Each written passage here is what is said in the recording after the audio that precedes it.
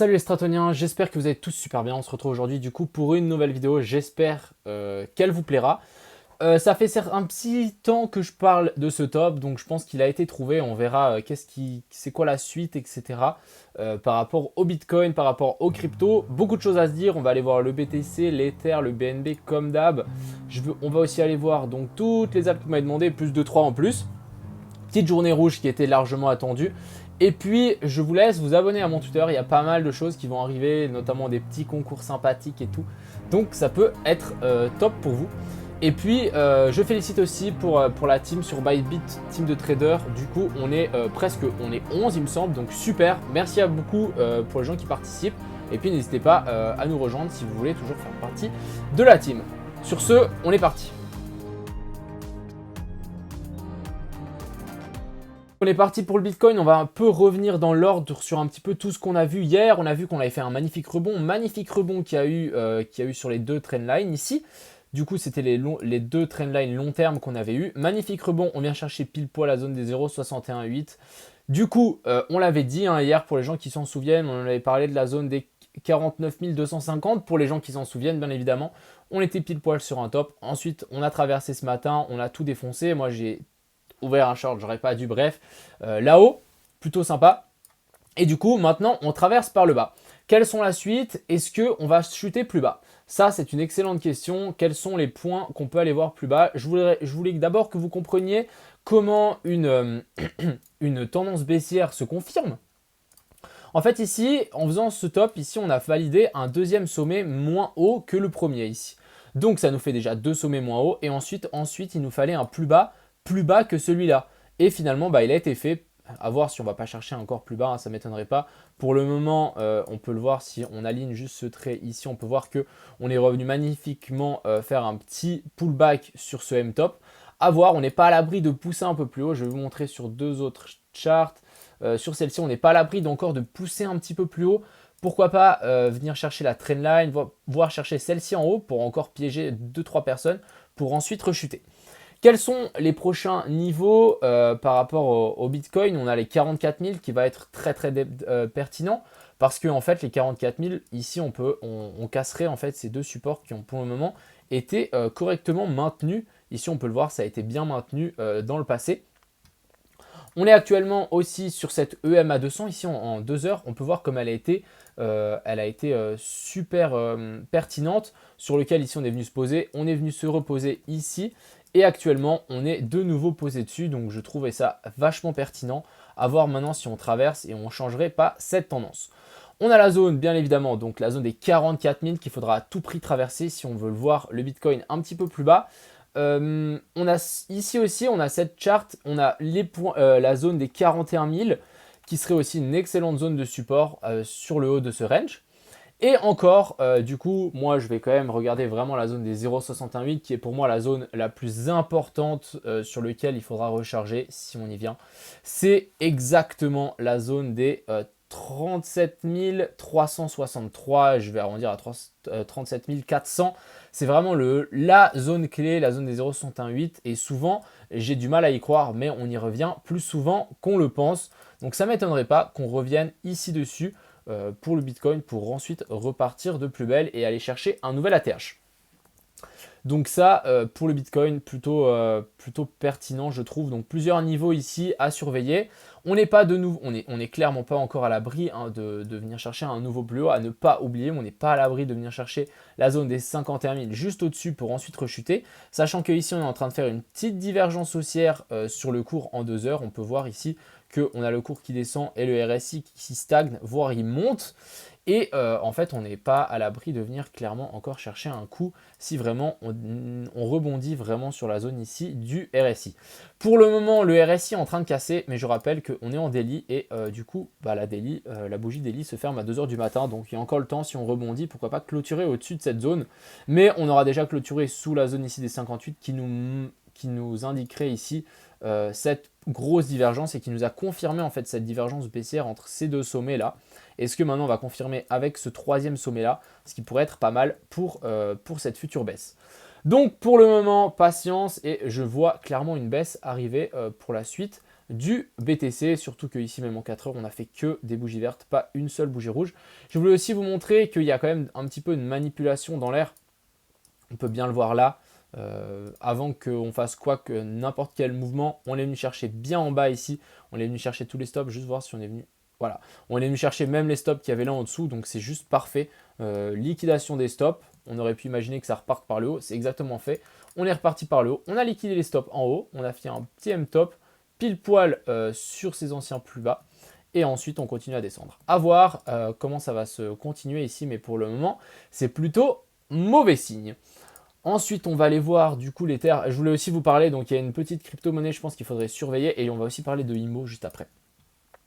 On a l'Ether qui est toujours dans ce gros range, hein. Pour moi, on a clairement un range ici, donc en daily de là à là, qui est bien matérialisé, de la zone des 3222 à la zone des 3000 tout rond. Il faudrait qu'on casse ça absolument.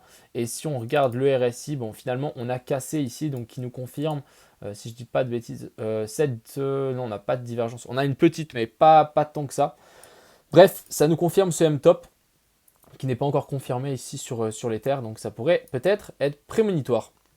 De plus, ce que je verrais bien pour l'Ether, un retour vers la zone des 2350, faire un gros retest ici de notre gros W, si ça veut bien dessiner, sur ce gros W ici, donc un petit retest, pourquoi pas vers la zone des 0,63 sur ce gros W, donc comme j'ai dit, vers la zone des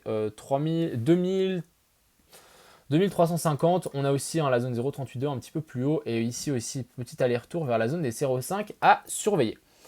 On a le BNB, donc je vais parler de IMO juste après. Je pense que vous allez être content pour les gens qui ont du IMO. Donc ici, on a une petite divergence qui s'est confirmée hier, baissière. Et ici, vraiment confirmation baissière sur le RSI. En plus, on a cassé la neckline, donc elle est confirmée. Donc le BNB qui n'a pas réussi à passer la zone des 0,68, la zone des 500 $. On a eu du mal à clôturer au-dessus, maximum 504. Et ensuite, est-ce qu'on ne reviendrait pas chercher un petit peu plus bas? Je vais vraiment aussi prendre en compte la zone des 0,68. Je pense que je n'ai jamais pris autant au sérieux cette zone et je pense qu'on pourrait clairement y revenir. Donc voilà, vers la zone pile poil des 355 serait vraiment une excellente zone d'achat ici pour le BNB. On va tout de suite passer par rapport à IMO. Donc je reviens du coup sur mon Twitter. Super news ici, du coup vu qu'hier on était un peu dans une zone d'indécision, on était pourquoi pas sur un top, la zone 0,108, on a décidé de retirer l'argent qu'il nous fallait pour créer la société. Du coup c'est fait, c'est en cours, l'argent est en transit vers la banque pour la création de la société avec un prix moyen de vente à 503 $. Donc c'est plutôt bien sorti, je trouve, plutôt très content et du coup non, le projet est lancé, peu importe ce que la crypto fait. Plus rien peut arrêter ce projet, je suis très content et du coup si vous voulez plus d'informations, n'hésitez pas à venir dans la description, il y aura plus d'infos. Ici une magnifique image de l'illustration exactement, donc les petits BNB qui vont vers la banque. Ensuite, je voulais aussi vous parler du coup du OMI. Il y a une certaine engouement autour des NFT. C'est un projet NFT et le cours est plutôt extrêmement bas, à son plus bas. Personne n'en parle. C'est latéral. Donc voilà, je mets ça là. Je pense que peut-être commencer à faire une petite... je suis en train de réfléchir pour moi si je ne devrais pas commencer à faire du DCA sur OMI du coup. Et du coup pas IMO, hein, c'est les lettres échangées. Donc faites attention. Donc IMO et OMI, ce sont deux projets différents. Du coup, sur le projet OMI, c'est un projet NFT, donc pourquoi pas, j'ai entendu dire qu'ils allaient peut-être recommencer le marketing, bref, ça pourrait être un très bon investissement à moyen long terme. Ensuite, on va parler de vos ALT, donc on va aller un petit peu rapide. On a le ADA, donc ADA, je voulais juste vous montrer plusieurs choses. Ce que je trouvais assez hallucinant, c'est qu'en log, on a regardé ça en live, mais ici, magnifique, on s'est fait repousser donc par cette trendline. On ne l'a pas cassé, alors qu'en automatique, si on enlève, hop, on l'avait cassé. On avait même fait des petits pullbacks dessus. Ici, on peut le voir, je crois c'est en 1 heure. On avait fait des petits pullbacks sur cette trendline et ensuite, voilà, c'est en 4 heures ici, 2-3 pullbacks. On a cassé par le bas. Donc, je pense qu'on va sans doute venir un petit peu corriger pour le ADA. Voir est-ce qu'on ne viendrait pas chercher donc le top vers la zone des 2,30 ou voir clairement chercher du coup la zone des 0,618 qui me semblerait une excellente zone pile poil ici, pile poil sur ces anciens tops ici et ça ferait clairement sens pour moi. Ensuite, on a EOS. Donc EOS, même chose, il corrige le Bitcoin. S'il corrige violent, les alts vont corriger violent. Préparez-vous à recharger, faire vos courses plus bas. On a la zone des 0,68 ici, donc vers la zone des 4,2. Gros M-top qui est en train d'être confirmé sur le RSI et sur le cours. C'est mauvais signe. Ensuite, on a EARN. Alors EARN, assez marrant, je trouve. Ici, on avait cette trendline ici qu'on avait break par le haut. On est réintégré, on a fait support dessus. On est venu faire résistance sur la trendline du haut pour ensuite casser par le bas. Donc assez marrant ici, le petit aller-retour qu'on a fait, vraiment pris en sandwich. Ici, gros M-top confirmé. Bref, on a continué à descendre. Prochaine zone, ça sera clairement ici la zone des 14,9. Et puis vraiment, si on enfonce, pourquoi pas chercher la zone des 0,108, voire la zone des 0,786, beaucoup plus bas sur cet ancien top, sur cet ancien bottom, vers la zone des 9,9. Ensuite, on a Ethereum classique qui enfonce aussi notre zone, bien évidemment. Si le Bitcoin crash, Ethereum classique crash, il va pas tenir lui. Divergence qui sera en train de... pas divergence, gros M-top qui sera en train d'être confirmé ici. Donc ça nous enverrait un petit peu plus bas pour Ethereum classique. Moi, j'attendrai pour le moment la zone des 0,618. Je sais qu'il y a beaucoup d'alts qui pensent, je pensais être bull, mais là, avec le Bitcoin, c'est mort. La zone 0,618 qui se situe ici vers la zone des 52,7, deuxième zone de pullback potentiel. Ensuite, on a le lit, pareil, il corrige, il n'échappe pas à la règle malheureusement. Donc plusieurs zones ici pour le lit, ici on aura la zone des 4.4 et un petit peu plus bas, donc vers la zone des 3.6. On va tirer aussi un Fibo. Moi je vous dis, regardez les Fibos, je pense qu'on peut clairement descendre bien bas. Zone des 0,108 là, on va peut-être juste prendre cette dernière hausse.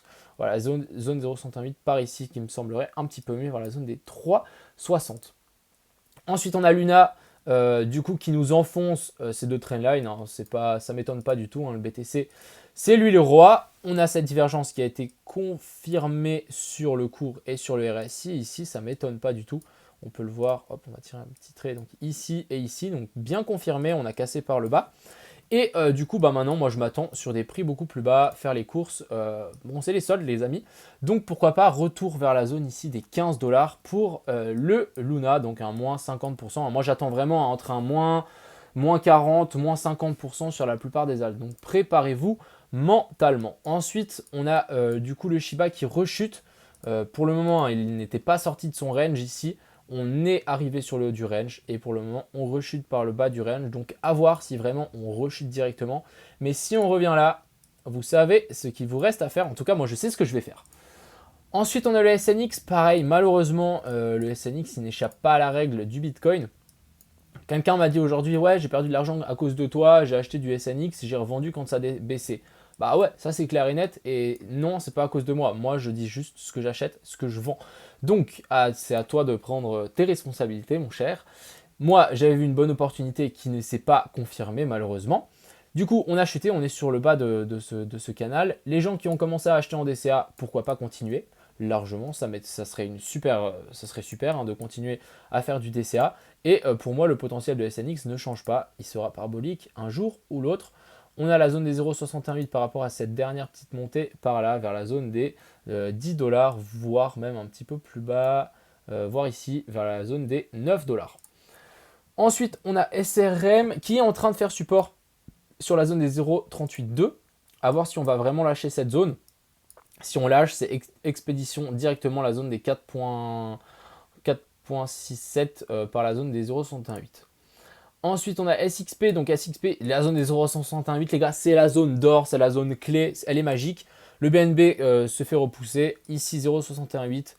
Si on tire un trait, on est pile dessus. Je pense que si on zoome en time frame, on devrait arriver pile dessus. On a un petit peu dépassé, genre je voulais vous montrer. Voilà, on a un petit peu dépassé. Ici, on avait fait le premier top, un petit peu dépassé pour ensuite rechuter avec une petite divergence baissière. Bref, ça nous va. C'est rejeté la zone 0,108 et du coup maintenant on veut la zone 0,108 un petit peu plus bas, donc vers la zone ici des 2,5 $, et je pense que ça sera la zone idéale pour recharger du SXP.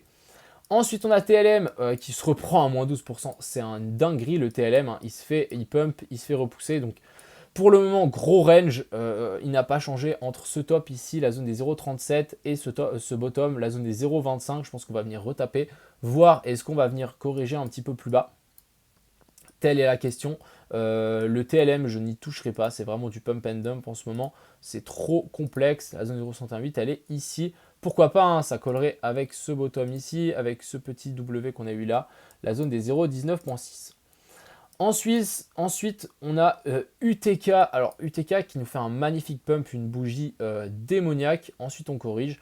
Est-ce qu'on ne corrigerait pas un petit peu plus bas aussi, hein, si le Bitcoin corrige, bien évidemment. On pourrait même peut-être voir, je vais quand même tirer juste pour voir combien de pourcentage en moins ça nous fait. Moins 40%, revenir par là, ça c'est très possible. Et pour finir, on a le XEM, donc le XEM qui nous confirme aussi, du coup ici son M-top sur le RSI. Pas encore de confirmation sur le cours, elle ne va pas tarder ici en daily. Plusieurs zones, on va tirer du coup un petit Fibo. Du coup, le petit Fibo, tac. Zone 0,108, ici, revenir, pourquoi pas faire le check, donc le petit pullback sur la zone 0,108, sur la zone des 0,14 pour confirmer en fait ce W. Hein, ça ne serait pas du tout déconnant pour le XEM. Je pense qu'on n'est pas encore tiré d'affaire pour les cryptos. Le Bitcoin, à mon avis, c'est pas encore notre ami.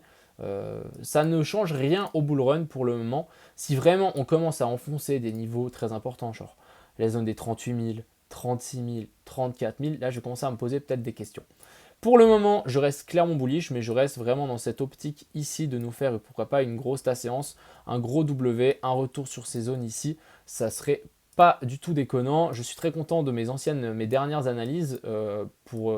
J'ai réussi à vous partager plus ou moins le bottom, pas le bottom, le top, avec ici un très bon point que j'ai dit hier. Si vous allez voir dans ma vidéo, je vous dis exactement le prix sur lequel on était revenu et on est revenu pile dessus. Bref, prochaine zone, ça sera ici, même en 4 heures, on a zéro bougie blanche ici. Je pense que les liquidations n'ont pas fini d'avoir lieu. Donc voilà, petite vidéo comme ça. C'est un peu triste, mais c'est comme ça. C'est la vie, les gars. Il faut des rechargements pour acheter plus bas. Ça sera les soldes. Et puis, je vous souhaite une excellente soirée. Et voilà. Ciao, les gars. Crypto, million. Crypto, million. Crypto, million. Crypto, million.